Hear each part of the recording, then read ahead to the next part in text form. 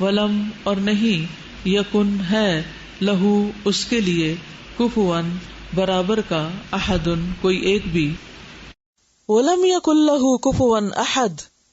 ولم اور نہیں یکن ہے. کانا کا معنی ہے بھی ہوتا اور تھا بھی. نہ ہے نہ تھا. نہ ہے نہ تھا تو کبھی ہوگا بھی نہیں. ولم یکن لہو اور نہیں ہے اس کے لیے اور نہ تھا اس کے لیے کبھی کوئی کفوا ہم پایا ہم پلہ برابر. اصل میں کفو کا لفظ جو ہے نا بیوی کے لیے استعمال ہوتا ہے ہمسر کے معنوں میں ساتھی. احدن کوئی ایک. کوئی اس کے برابر کا نہیں یعنی نہ تو اس کی کوئی بیوی ہے نہ کوئی اس کا کوئی دوست ہے ایسا جو اس کے برابر کا ہو. کوئی بھی نہیں اس جیسا. سورۃ فرقان میں آتا ہے الذی لہ ملک السماوات والارض ولم یتخذ ولدا ولم یکن لہ شریک فی الملک. کوئی اس کی حکومت میں شریک ہی نہیں, کوئی اس کے برابر کا ہے ہی نہیں, کسی کے پاس ویسی طاقت ہی نہیں. لیس کمثلہ شیء وہو السمیع البصیر. کہا یہ جاتا ہے کہ کچھ لوگ آپ صلی اللہ علیہ وسلم کے پاس آئے اور انہوں نے کہا کہ آپ جس الہ کو پوجتے ہیں اس کا ہمیں حسب نسب بتائیے, اس کا تعارف کرائیے. کیونکہ عربوں کے ہاں جب کسی کو پہچاننا ہوتا تھا تو اس کے کنبے, قبیلے, خاندان, رشتہ دار اور ان سب کا پوچھا جاتا تھا.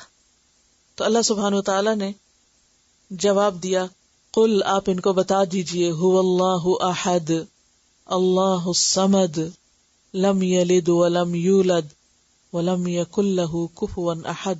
اور اس مختصر ترین صورت میں اللہ سبحانہ وتعالی کا بہترین تعارف کرا دیا گیا اس کی پوری شان اور عظمت اور جلال کے ساتھ کہ وہ کون ہے وہ نگاہ میں آ جاتا ہے. حضرت ابو ہریرہ فرماتے ہیں کہ آپ صلی اللہ علیہ وسلم نے فرمایا اللہ تعالیٰ فرماتا ہے بنی آدم نے مجھے جھٹلایا اور یہ اس کے لیے مناسب نہ تھا, اور مجھے گالی دی اور یہ اس کے لیے جائز نہ تھا. اس کا مجھے جھٹلانے کا مطلب یہ ہے کہ وہ جو کہتا ہے کہ میں اسے دوبارہ ہرگز پیدا نہ کروں گا, حالانکہ دوبارہ پیدا کرنا پہلی بار پیدا کرنے سے زیادہ مشکل نہیں.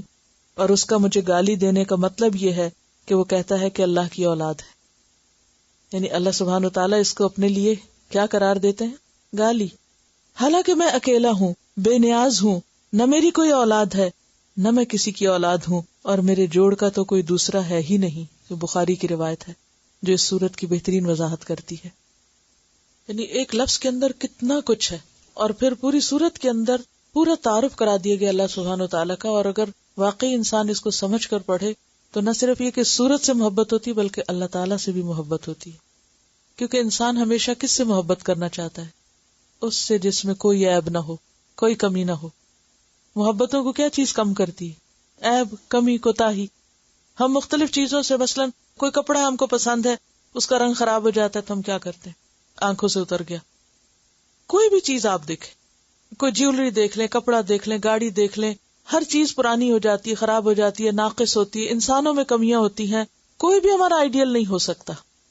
وہ صرف اللہ ہی کی ذات ہے جو ہر عیب سے پاک ہے, اور جس کی محبت پھر اگر سمجھ کے کی جائے, معرفت سے کی جائے, تو وہ صرف بڑھتی رہتی ہے, کم نہیں ہوتی. اور پھر آپ دیکھیں کہ گاڈ کا جو کانسیپٹ ہے جتنے بھی ادیان میں, اسلام کا کانسیپٹ اس سے بالکل مختلف ہے. نہ صرف یہ کہ حقیقی بلکہ خیالی اور نسبی, اور کسی بھی قسم کا کوئی بیٹا نہیں, کوئی اس کا شریک نہیں اور کوئی مددگار نہیں, اور کوئی اس کے برابر ہے ہی نہیں. لیکن افسوس یہ کہ مسلمانوں کے اندر ایسے خیالات اور ایسے فرقے اور ایسے لوگ موجود ہیں کہ جو کبھی نبی صلی اللہ علیہ وسلم کو اور کبھی اور بزرگان دین کو یا اور لوگوں کو اللہ کے برابر یا بعض اوقات اس سے بھی بڑھا چڑھا کے پیش کرتے ہیں. تو یہ صورت دین اسلام کا بھی ایک بہترین تعارف ہے. اور پھر یہ کہ انسان کو شرک سے پاک کرتی, خالص کرتی, اسی لیے اس کا نام کیا ہے؟ اخلاص. وآخر دعوانا ان الحمد للہ رب العالمین. سبحانک اللہم و بحمدک اشہد ان لا الہ الا انت استغفرک و اتوب الیک. السلام علیکم و رحمۃ اللہ وبرکاتہ.